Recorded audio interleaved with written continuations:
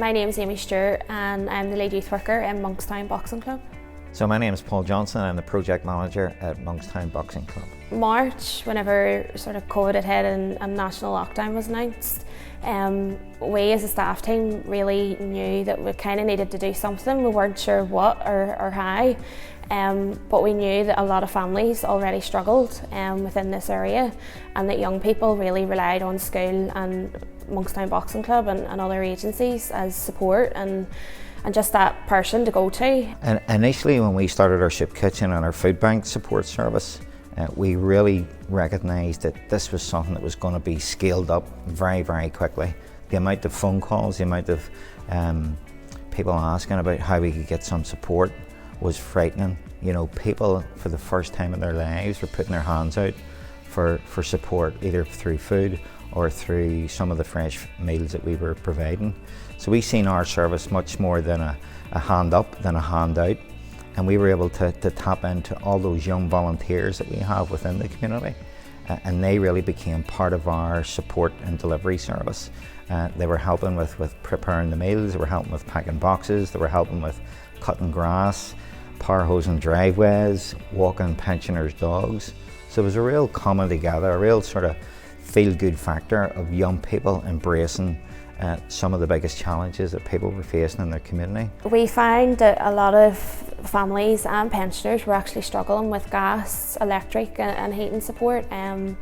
We had a few sort of oil requirements that we had sort of supported, and gas and electric was something that we continually supported through the 16 weeks. We set up a Just Giving page, and the response was absolutely amazing, and that was the money then that we were able to use for the likes of gas and electric. Initially we tried to maintain that regular contact with young people. We have a range of young men's and young women's groups, so we'd have over 150 young people engaged in activities here on a weekly basis, and once lockdown was introduced, we had to really think creatively and very quickly about how we were going to maintain that relationship with young people.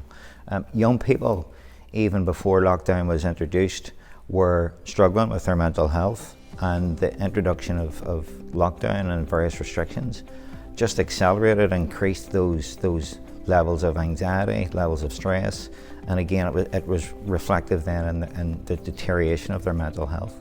We've really quickly set up a private Facebook group and invited all our young people engaged in projects onto it with consent obviously of parents, and it was a closed group, and we had around 80 young people on that, and every morning it would have been an inspirational quote to start their day.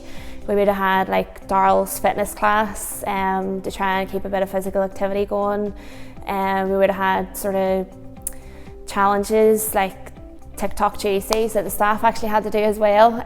Just real sort of fun and creative outside the box that we probably wouldn't have done in here, but actually it worked on digital platform. One of the first things that we recognised was that we couldn't bring young people inside to the club.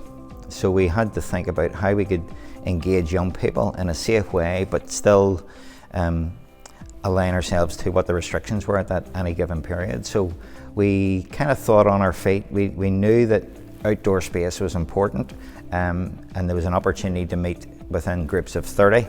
It's now 15, and we rented a marquee, which enabled us to have face-to-face contact with young people within the proximity of the boxing club, and that was a real game changer in terms of us being able to check in and the youth work staff, just making sure that young people who were under a bit of stress, anxiety, that they were able to get one-to-one support through mentoring with our youth team led by Amy. I suppose one of the things from COVID that had began a new sort of pathway for the boxing club was parent work. From doing maybe the food parcel deliveries, we realised just how much parents, especially mums, were just finding it really tough. Whether it was juggling sort of a job at home with homeschooling or just being sort of stuck in the house with maybe 2 or 3 kids, and mentally just it wasn't a healthy environment. So we branched into parents work and actually started up a mums group probably 3/4 of the way through the lockdown. Because we have the outside marquee, it's a brilliant space, and it's still outside and social distance. So it was a real space for mums just to come and have their time without being mum or without being sort of pulled in all different directions. And that's something that has now grew and developed, and they're meeting probably every other week. Our summer camp programme really was born out of the fact that we knew young people didn't have access to ICT equipment, so didn't have access to quality broadband, they didn't have access to good ICT laptop or an iPad. And we helped along in partnership with the local school to provide those young people who were really struggling, particularly those that were about to undertake their GCSEs, and provide them with some of that equipment. We also provided top up for their broadband to make sure that they had good connectivity to the teaching. So we really sort of thought outside the box and came up with the concept of summer camp, which was a 4-week programme of wellbeing and mental health workshops, including sport and sort of physical activity, alongside maths, English and science classes with local teachers from Abbey Community College. And I suppose whenever we were first thinking about it, we were sort of thinking, how is this going to go, telling young people that we're going to offer maths, English and science classes during the summer? But it couldn't have went better.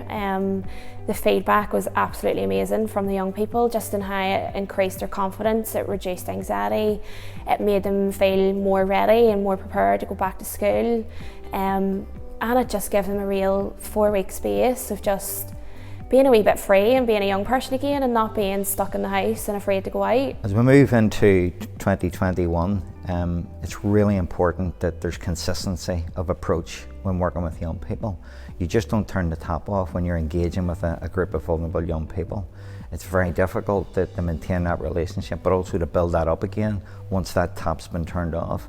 So consistency is key, and obviously in the gaps that has happened within EA Youth Service, the community and voluntary sector has really stepped up, as it always does. So that level of funding needs to be reflected within any investment decisions going forward, that if there is future lockdown and EA core services or youth services are stopped again, that the community and voluntary sector are recognised of the service that it does, but also are remunerated for the service that it provides to the wider community. In terms of the Education Committee, it's really important that you recognise that this is a partnership, that we're all citizens of this country, and that community and voluntary sector are just as important as the statutory provision that's provided through EA.